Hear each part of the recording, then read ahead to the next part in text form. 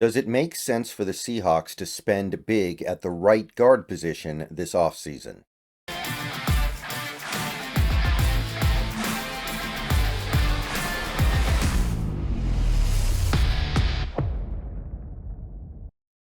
What's going on, everybody? Good morning. Welcome back. It is Sunday, and we are moving on to a new position today. It's a position that I think a lot of people perceive to be of much greater import than our last couple. As of right now, I don't know if it is. It's in a little bit of a complicated limbo, the right guard spot, and we got to talk through the Seahawks' current right guard situation. Right now, they have three of them under contract for 2025, and you can't really add on beyond three players at the right guard spot.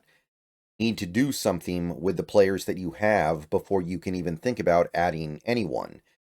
So we have Christian Haynes, last year's third round pick. We have Anthony Bradford of, I believe, a fourth round pick 2 years ago. And we also have Sataoa Lomia, I think, sixth round pick last year. All three of those guys are nominally right guards, and all three of them, as of right now, need to be considered as such. So if that's the case, you can't really get another one. You don't have room on the roster for four right guards. So as of right now, it's not really much of a need. The only reason why you would even consider it is that none of those guys have proven to be anything other than below average players at best. So here's what I would do.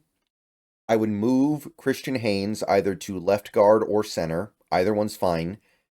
Depends on where you think he'll be better.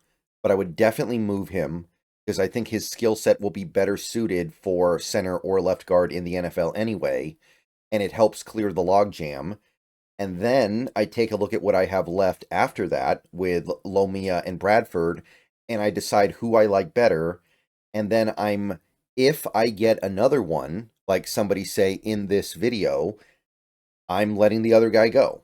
If you think Bradford's talent and potential and physical athletic ability is appealing, then you keep him and you let Lomia go. If you like Lomia because you feel like you saw a little more stability with him last year as a rookie than you have with Bradford in 2 seasons, which I think is also a pretty decent argument, then you go with him and you let Bradford go. Or I guess you could try to move Bradford to left guard, but that's only if you think he can do it. So that's how you clear the logjam. Until you do that, it's going to be hard to play add-on. But let's assume the Seahawks make some combination of moves that allows them to pursue a high-priced right guard. These are your options. We're going to have 3 guys in this video. 2 of them I'm not so sure about personally, but I do prefer to defer to Spotrac in these situations because I know they work very hard and they do a lot of research to come to these numbers. So if I'm in doubt, if I'm questioning a Spotrac finding, I will point it out, but I also acknowledge they do have some degree of, how should I put this, some degree of track record of successful results here. So we'll see what happens. But let's go through the 3 guys now. These are the studs. These are the cream of the crop guys. They're considered to be among the best at the position, and they're going to cost a lot, but you're getting a really good player if you get them. In theory. You hope. You better hope. Okay, so our first guy is going to be Trey Smith. This is the guy that everyone knows about, right? This is the guy that is getting massive, massive hype going into the offseason. Some would consider him to be the best offensive lineman on the market, period, not just best right guard. He made the Pro Bowl last year, 2-time Super Bowl champion, been an anchor up front for Kansas City, and he's going to turn 26 this offseason. So this is a rare opportunity to get an offensive lineman who is, I'd say, there's really not much of a qualifier here. When you put it all together, elite in free agency. Remember that video I made yesterday morning? These guys almost never make it to the market. This guy is, because Kansas City can't afford to throw a monster contract at another player right now. In his 4 years in the NFL, he started every game except for one in 2022, and hasn't been an All-Pro yet, but he just now made a Pro Bowl and has been considered one of the best players at his position basically the entire time he's been a starter. So, pretty unimpeachable track record so far in the NFL. He's played in 3 Super Bowls, winning 2 of them, and he is a pure right guard. That's the only place he's ever played. So, PFF gives him a 78.8 for this most recent season, 14th in the league.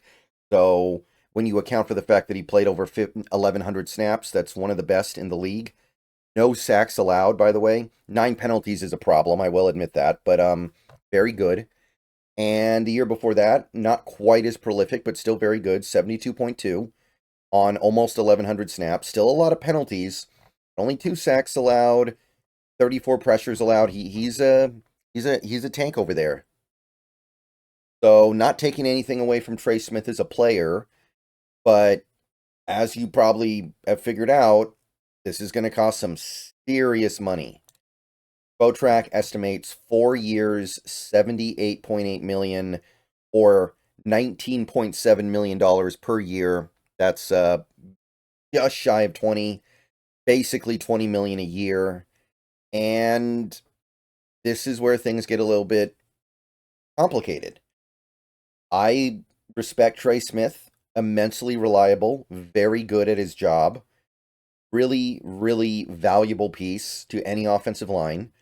I'd like to have him, and I don't mind paying top dollar for top quality play. But I have to ask, what are you giving up if you sign Trey Smith? If you sign Trey Smith to a 4-year, $78.8 million contract, are you then going to say, we don't need to get a good left guard, let's just go get Laken Tomlinson back, and let's just roll with Oluwatimi at center? Because to me, that's not a good way to distribute your resources. If you have money to spend on the offensive line and you know you need to attack the interior, I think spending all of your money at right guard and then just spending the bare minimum at left guard and center is not the way to go about it. Now, if you're going to spend on Trey Smith and then invest heavily into left guard one way or the other, that's different. Then I don't really care how you get the results as long as you get the results, but this is a lot of money for a right guard. And I know some people push back on me when I say this, but it is hard for me to get to the point where I'm willing to spend $20 million a year on a right guard. I would do it for a left guard because I think that's more valuable and more difficult to find. But if you're doing it for a right guard, then you got to show me that you're not going to justify not spending money at the other offensive line positions. Because to me, an offensive line with Trey Smith and then 2 low-level players at center and left guard is not going to be particularly good. It's going to be better than what we had, but I don't think it's going to get to where we want it to be, even if Cross and Lucas are what we hope. So, for me personally, I struggle with this one. We have the money to do it, but do we have the mental fortitude to do it? Where we go in there, we give him this money, 4 years, almost 80 million, and then say, don't worry, we're going after the top left guards too. If so, all right, build the best offensive line out there. If not, I'm not so sure. Next guy, Tristian Colon-Castillo. Tristian Colon-Castillo of the Arizona Cardinals, spent a couple years with the Ravens, was a center there, and this one, I'm going to be honest, I don't know if I'm in alignment here. So, this guy, Tristian Colon-Castillo, has started 15 games in his career. Last year, he set a career high with 7 starts. He played all 17 games, but he only started 7 of them, right? So, we're talking about less than 400 snaps last year at almost exclusively right guard. And then the year before that, just over 300 snaps. These were at left guard. Now, in Baltimore, by the way, he was a center, so he kind of played all over the place. Seems like he's found his greatest degree of comfort at right guard. there is an argument to be made that you could bump him over to center or left guard and get more out of him, but for the purposes of these videos, I put him in the right guard section. If you disagree, that's fine. But it seems to be the better place for him. So we have minimal sample sizes to work with here when trying to figure out how good he is. His grade last year was good.